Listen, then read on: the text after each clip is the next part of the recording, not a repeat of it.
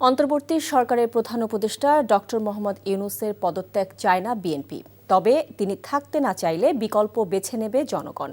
এমন মন্তব্য করেছেন বিএনপির স্থায়ী কমিটির সদস্য সালাউদ্দিন আহমেদ।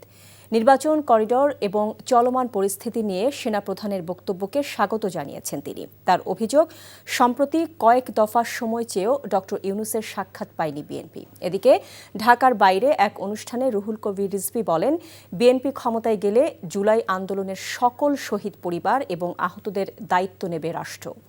আরও জানাচ্ছেন আবির আহমেদ। হঠাৎ করেই প্রধান উপদেষ্টার পদ থেকে ডক্টর মোহাম্মদ ইউনূসের পদত্যাগের গুঞ্জন উঠেছে। এ নিয়ে রাজনীতিতে শুরু হয়েছে নানা আলোচনা। যদিও বিএনপির দাবি ছিল 2 ছাত্র ও নিরাপত্তা উপদেষ্টার পদত্যাগ। এমন পরিস্থিতিতে কি ভাবছে বিএনপি, কোন রোডম্যাপ নিয়ে বা এগোচ্ছে তারা, এসব বিষয়ের উত্তর জানালেন বিএনপির স্থায়ী কমিটির সদস্য সালাউদ্দিন আহমেদ। আমরা চেয়েছি রোডম্যাপ, উনি নিজের দায়িত্ব ছেড়ে দিতে চান।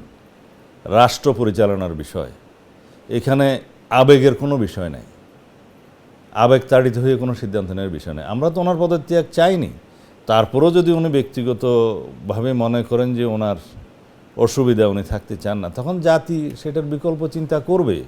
এই পৃথিবীতে কেউ অপরিহার্য নয়, কিন্তু আমরা মনে করি উনি একজন বিশ্ববরেণ্য সম্মানিত মানুষ।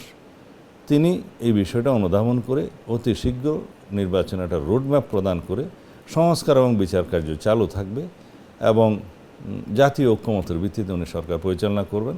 অন্তর্বর্তীকালীন সরকারের সাথে বিএনপির কোনো দূরত্ব তৈরি হচ্ছে কিনা এমন প্রশ্নে সালাউদ্দিন আহমেদ জানালেন, নির্বাচনী রোডম্যাপ নিয়ে আরও কিছুদিন অপেক্ষায় থাকবেন তারা। উনি যেভাবে আমাদেরকে আশ্বস্ত করেছিলেন সেইভাবেই আমরা রাজি হয়েছিলাম যে ডিসেম্বরের মধ্যে উনি একটা জাতীয় সংসদ নির্বাচন দিতে চান।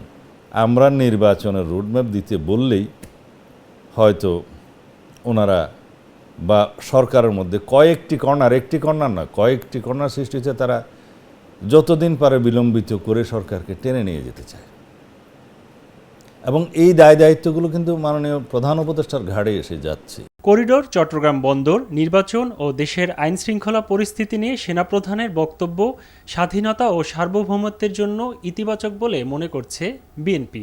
বিভিন্ন রকম কর্মকাণ্ডের মধ্য দিয়ে সেনাবাহিনী এবং সরকারের মধ্যে একটা দূরত্ব সৃষ্টি করেছেন এবং জাতীয় নিরাপত্তা সংশ্লিষ্ট অনেক বিষয়ে উনি খুব দম্ভ ভরে কথা বলেছেন, সেটা ঠিক হয় নাই। সেনা প্রধান তার আইনি এখতিয়ারের মধ্যে থেকে অফিসারদেরকে অ্যাড্রেস করতে পারেন, বিভিন্ন বিষয়ে কথা বলতে পারেন, সেটা আমরা সমর্থন করি। বিএনপি মনে করে গোষ্ঠীগত স্বার্থের জন্য কিছু ব্যক্তি ডক্টর ইউনূসকে দীর্ঘমেয়াদী ক্ষমতায় রাখার পায়তারা করছে।